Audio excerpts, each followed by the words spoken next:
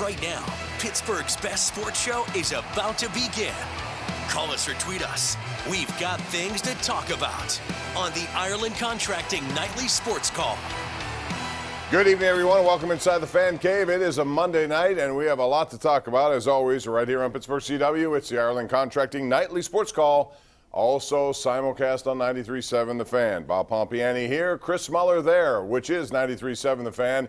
After the Steelers lost a game, I thought they were going to pull out at the end. We'll talk about that, I'm sure, a lot tonight.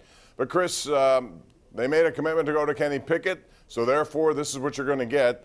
With growing pains on the job, some really good indications of that game. That the 86-yard drive, for example, was, I thought, a very good indication of what he can do, not just with his arm, his feet, and his cerebral ability, football IQ. But then you saw a couple of throws at the end of the game, which were just plain awful throws, and it cost them a chance to win a game, and they only scored 10 points a game. They've got serious offensive issues when it comes to scoring points right now.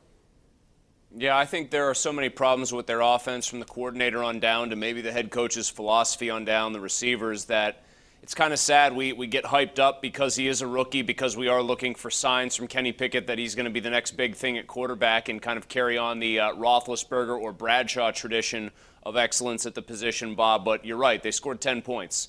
And I'm glad that they have decided to go with him, because now on a base level, if you are a fan, even if you're somebody that's close to the team, you understand intellectually, emotionally, that you're going to ride the storm out with Kenny Pickett, even if that means his inexperience, his naivete costing you games like it did in this one last night. And you're just going to say chalk that up because it's part of a larger process. I think this has to be said, and it's true to me. I don't know how it's arguable. There are a lot of reasons they lost that game. We could bite down into the minutia here a little bit, dig and tunnel through every other stat or decision that was or wasn't made, Bob, but they had two drives inside the last 4 minutes of the game where they looked like they could take the lead. Kenny Pickett threw an unforgivably bad interception for his second pick of the game, just a bad ball in the rain, slick with the gloves, stared the receiver down.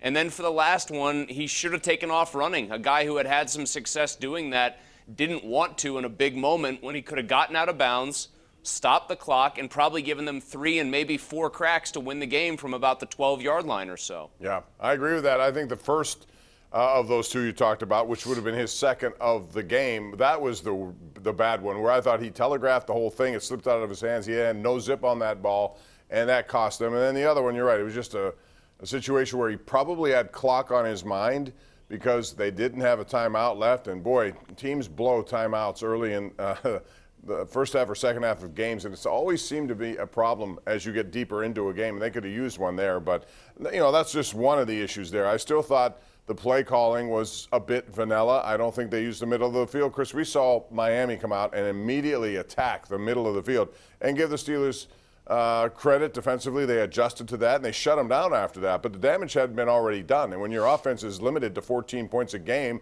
which is their average, you're pretty much done if you fall behind that early that way. Yeah, I thought the defense bowed its back very well collectively. They really should have only given up 13 points. You want to talk about a bad clock decision. Mike Tomlin inexplicably not telling his team to wait till the 2-minute warning to snap a ball at the end of the first half essentially helps gift the Dolphins 3 points, along with Cam Sutton being one of 4 dropped interceptions, or having one of 4 dropped interceptions on the night. But it should have been a shutout after the first quarter. But to your point about the middle of the field, Bob, doesn't it get frustrating? I don't know. A couple things have frustrated me. Matt Patricia, now granted, the Patriots are getting it put to him right now, but Matt Patricia still looks like a better offensive play caller with, I think, 1 year as an assistant offensive line coach about 15 years ago on his resume than Matt Canada. And then you have Mike McDaniel, who's a big-time offensive mind. He comes from the Shanahan tree. That's a good offensive tree. He's got Tyreek Hill and Jalen Waddle, 2 explosive talents, and yet, at least in his scripted plays, he manages to get them open around the middle of the field with seemingly nobody on them. The Steelers can't do that. You know what a Rube Goldberg machine is, Bob? You familiar with the term? I've heard it, yes. So it's a very complicated contraption to do a very simple task. Like you have a 26-step process to open a doorknob, right? Mm-hmm. That's the Steelers' offense.